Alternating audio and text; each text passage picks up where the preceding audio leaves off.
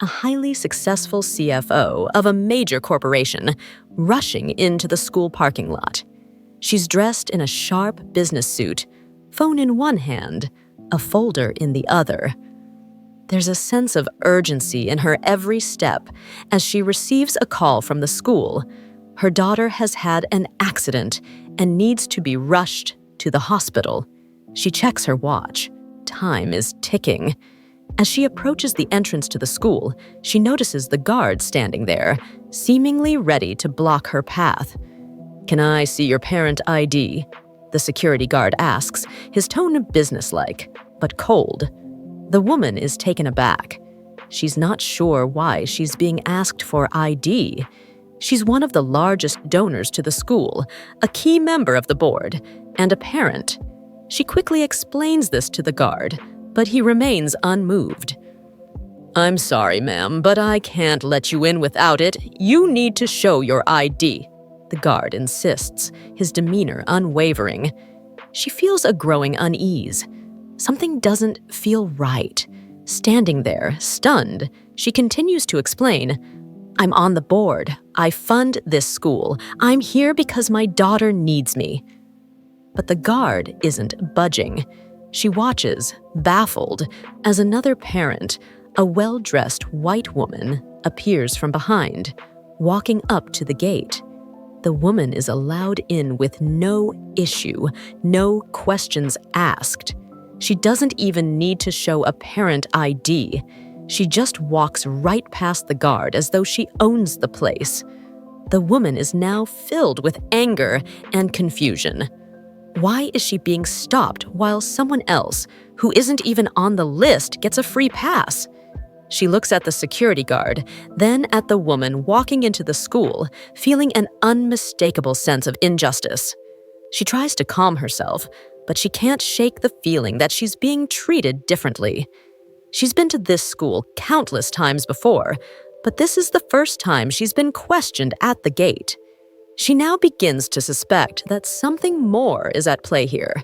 Perhaps racial discrimination, a system of unequal treatment that the school is hiding. Determined not to let this slide, she insists, "I need to see the principal, now." The guard shakes his head. "The principal's not available right now." Frustration and disbelief start to bubble over as she demands again, "This is urgent. My daughter needs me." The guard, though polite, doesn't change his stance. Around them, some parents start noticing the interaction. A few white parents pause and glance over, intrigued by the situation. Some even seem to exchange looks of sympathy, but no one speaks up. One of the white parents nearby hesitates and then quietly says, "That's odd." However, no one dares to confront the guard or challenge the situation further. They simply watch the scene unfold. The woman, feeling the sting of isolation, watches as they turn away, failing to stand up for her.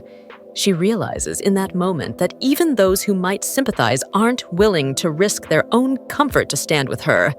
Her heart races as the situation grows more frustrating by the minute. The guards simply won't let her through. Now, feeling the weight of the injustice, the woman decides to escalate further. She calls the school's financial officer, someone she has worked with closely for years. She explains the situation, expecting the person to understand her frustration and offer immediate assistance. But the response she receives is nothing short of disappointing. "You know the procedure, ma'am. We can't bypass the rules. It's just the way it works," the financial officer replies dismissively. She then calls the head of the board, expecting a more sympathetic ear from someone she has helped to elevate in their career.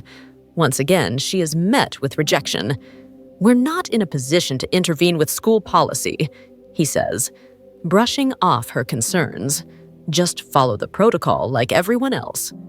Finally, she tries reaching out to the CEO of her own corporation, someone she has helped lead the company to success. Surely he would understand her situation. But once again, he gives her the cold shoulder. "I'm sorry. I really can't get involved with school matters. You know how it is. She feels utterly betrayed. The very people she has helped climb the corporate ladder, the very people who owe much of their success to her, are now turning their backs on her. Determined to find out what's going on, the woman decides to take matters into her own hands. She digs deeper, asking around, doing some research, and what she uncovers shocks her. The school has been systematically favoring certain parents, mostly white, wealthy individuals, giving them preferential treatment when it comes to access, events, and even emergency situations. These parents, who contribute financially to the school, can bypass any security checks, while others, like her, are forced to jump through hoops for basic access. She begins talking to other Black parents who have experienced similar treatment. They too have been denied access or made to feel like second-class citizens despite being legitimate parents of children enrolled in the school. The anger builds within her as she connects the dots. This wasn't just one rogue security guard. It was part of a larger system of institutionalized racism. Determined to take control of the situation, the woman confronts the school directly. She doesn't wait for another opportunity to be shut down. This time, she shows up at the school's main office, asking to meet with the principal. She's ready to expose the systematic manipulation she's discovered. The moment the principal walks into the room, the woman stands up with confidence. "I know what's been happening here," she begins. "The school has been systematically giving preferential treatment to certain parents, those with money, influence, and connections. And I'm not the only one who has been affected." The principal looks taken aback but says nothing, clearly caught off guard. "I'm not talking about isolated incidents anymore," the woman continues. "This is a part of your school's unwritten policy." As she speaks, she pulls out evidence she's gathered, emails, contracts, and communications between wealthy parents and board members that show the systematic bias and racial discrimination. "It's all here.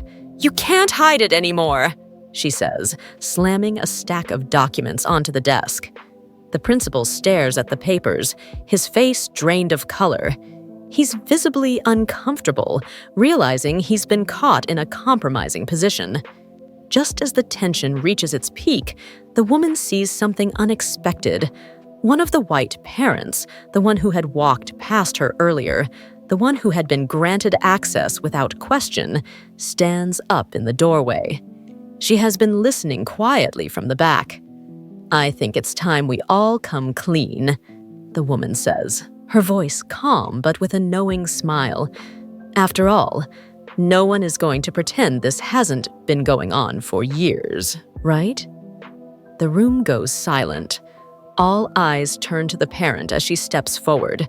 The woman introduces herself as a member of the school's high society group, known for influencing key decisions in the school's operations. And now, the truth is out. She admits to being part of the orchestrated effort to allow certain parents into the school while barring others from gaining access, all based on their financial contributions and connections. "I've been part of this for years," she says, staring the woman down. "But you're right. It's time it ends. You've won." The woman in charge, the one who had helped create this system, acknowledges the wrongdoing. The principal, too, seems to soften as he realizes there's no way to deny the evidence any longer. The woman takes a moment to catch her breath, her voice steady, but filled with resolve. "I don't want your apologies. I want change." With the truth exposed, the school administration begins to take action. The board members, one by one, express regret for their roles in upholding these unjust practices. The pressure is too much for the school to ignore. "I'm proud of you," says one of the other Black parents, who had been silent until now, finally speaking up. "You've made a real difference, not just for your daughter, but for all of us." The woman's hard work has paid off. She has not only secured her own daughter's future in this school, but has also paved the way for fairness to be implemented across the board. The school agrees to rewrite its access policies, ensuring all parents, regardless of race or financial standing, will be treated equally moving forward. The changes are slow, but they are real. When the woman walks into the school the next morning, the security guard greets her with a polite nod. No questions asked. She is allowed in without hesitation. This time, no one stands in her way. The school becomes a model for other institutions across the city, and the woman, although she could have simply walked away, stays involved. She continues to advocate for a more just educational system where equality is not just a concept but a practice. Days later, as she walks through the halls of the school, the woman feels an overwhelming sense of pride. Her daughter is safely back in school, and for the first time in what seems like forever, the environment feels different. It's not perfect, but it's better. The other Black parents, too, seem more relaxed, knowing they are no longer fighting a battle behind closed doors. For the first time in a long time, the woman feels at peace. She knows that the change she fought for is real. The school has not only implemented policies to ensure equal treatment, but has also pledged to create a more inclusive and supportive environment for all students. As she leaves the school that day, her daughter by her side, the woman smiles. She may have fought a hard battle, but it was worth it. Her work is far from over, but for now, she can rest easy knowing she made a difference. As the final scene shows the woman walking confidently out of the school with her daughter, her voice echoes. Don't ever stop fighting for what's right. Change begins with each of us, but it's up to us to make it happen. On screen, caption. Sometimes all it takes is one person to start a revolution. Don't stay silent. Stand up for justice.